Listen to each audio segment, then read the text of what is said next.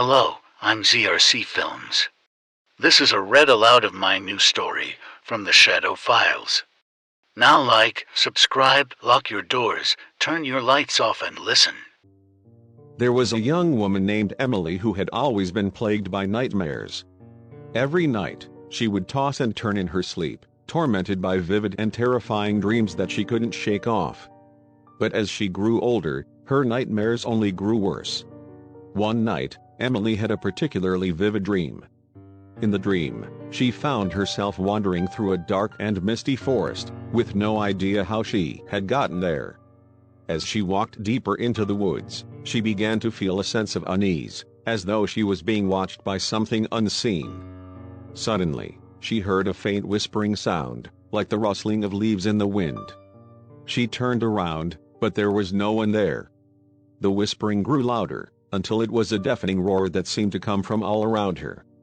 Emily tried to run, but her feet seemed to be stuck to the ground. As she struggled to break free, she saw a figure emerging from the mist.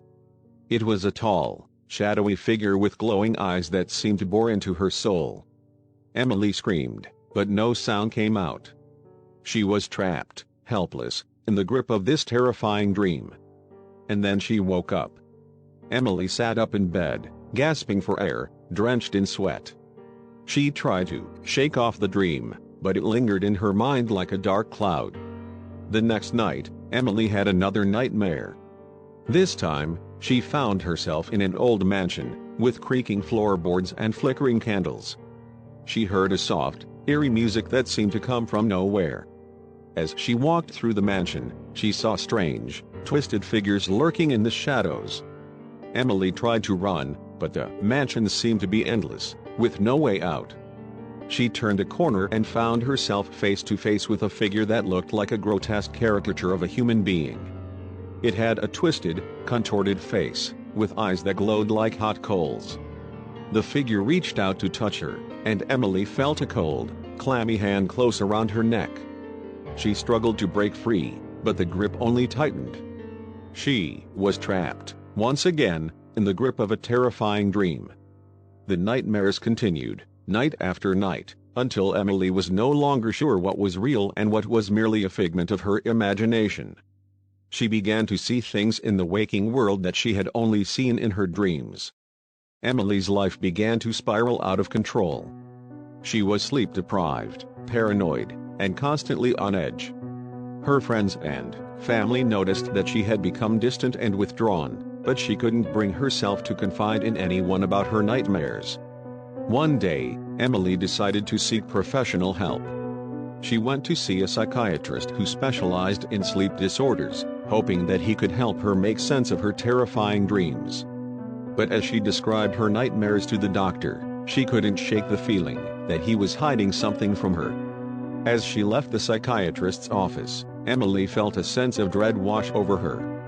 She began to suspect that the nightmares were more than just a figment of her imagination, that they were somehow connected to a darker, more sinister force.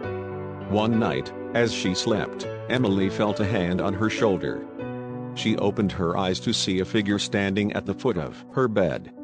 It was the same shadowy figure she had seen in her dreams, but this time, it was real. Emily tried to scream, but no sound came out. The figure leaned in closer, its glowing eyes boring into hers. And then, just as suddenly as it had appeared, it vanished into thin air. Emily knew then that she was dealing with something beyond her understanding. She began to research the history of the area where she lived, hoping to find some clue as to what was happening to her.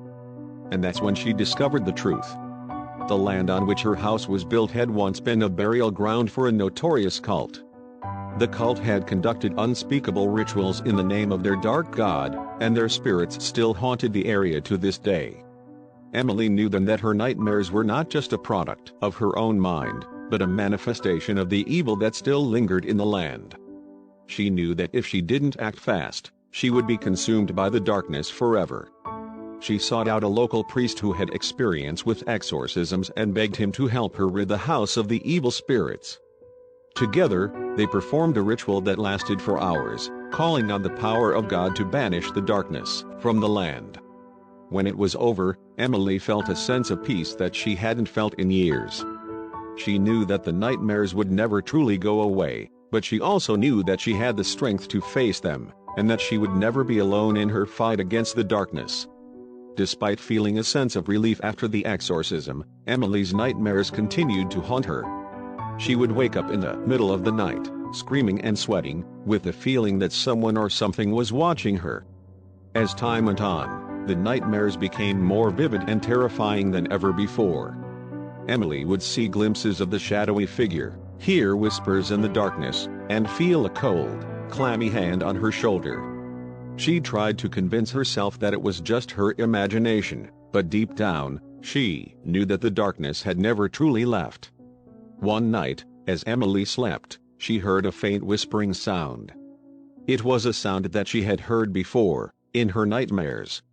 She opened her eyes to see the shadowy figure standing at the foot of her bed, its eyes glowing like hot coals. Emily tried to scream, but no sound came out. The figure leaned in closer, its breath hot and fetid against her face, and then, just as suddenly as it had appeared, it vanished into thin air. Emily knew then that the darkness had never truly left, that it had been waiting for her all along. She knew that she was trapped, alone, in a never-ending cycle of terror and despair. And she knew that she would never escape the nightmare that had become her life. Emily's nightmares continued to torment her, and as time went on, they became more and more frequent. She would wake up in the middle of the night, screaming and sweating, with the feeling that something was watching her. One night, Emily woke up to find herself surrounded by shadowy figures. They were the same ones she had seen in her nightmares, twisted, contorted shapes with glowing eyes that seemed to bore into her soul. Emily tried to run, but the figures seemed to be everywhere, closing in on her from all sides. She felt their cold, clammy hands on her skin, their hot breath on her face. She tried to scream, but no sound came out. And then, just as suddenly as they had appeared, the figures vanished into thin air. Emily was left alone, gasping for air, with a feeling of dread that she couldn't shake off. The next morning, Emily's family found her dead in her bed. There were no signs of struggle, no marks on her body. It was as though she had simply died in her sleep. The official cause of death was listed as a heart attack, but those who knew Emily suspected something more sinister had happened. Some believed that the shadowy figures she had seen in her nightmares had somehow caused her death, while others speculated that she had been driven to madness by the constant terror of her dreams.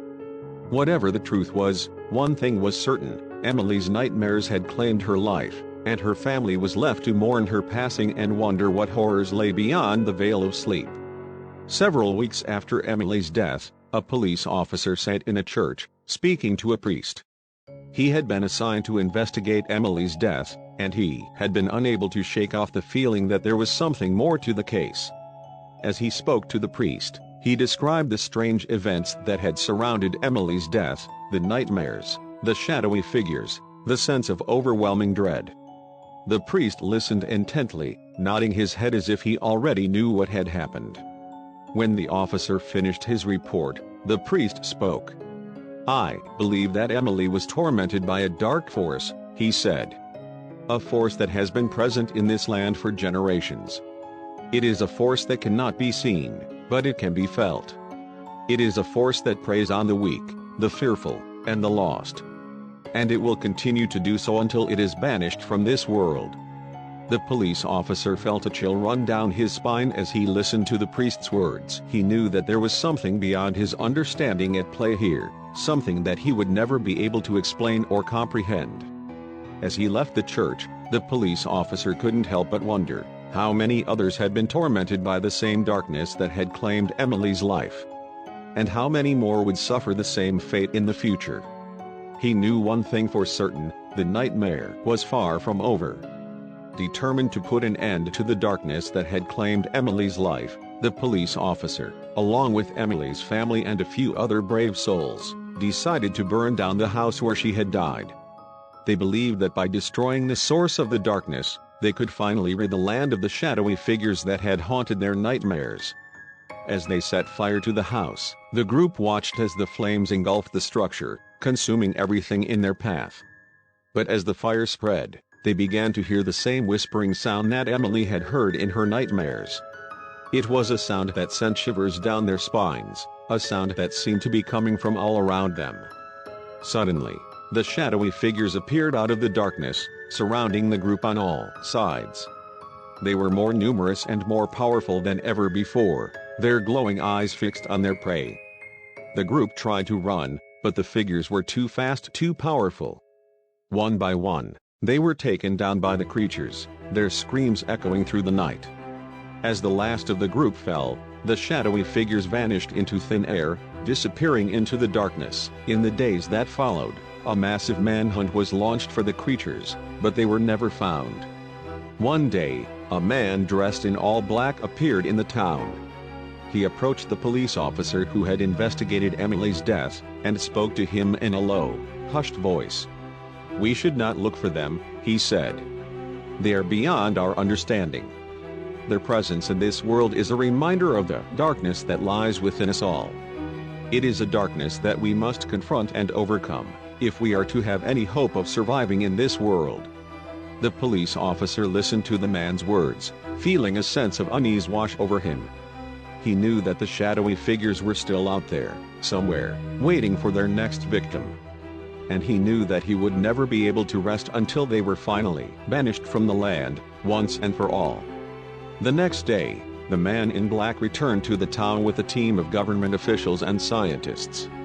They had come to lock down the area and study the shadow monsters, hoping to learn more about their nature and how they could be controlled. As they combed through the town, they found no signs of life. The streets were empty, the buildings abandoned. It was as though the town had been wiped off the face of the earth. The government officials claimed that a nuclear power plant near the town had suffered a meltdown, killing everyone in the area and rendering the town uninhabitable for generations to come. But the man in black knew the truth. The shadowy figures had claimed the town for their own, and no one would ever be able to reclaim it. He watched as the officials and scientists set up their equipment and began their studies, knowing that they would never truly understand the darkness that lay at the heart of the town. And as he walked away, he couldn't help but wonder what other horrors lay waiting in the shadows, beyond the boundary. Thanks for listening. Please like, subscribe, and share. If you liked this story, please visit my website to find others just like this. Comment your theories and what you would like to see happen next.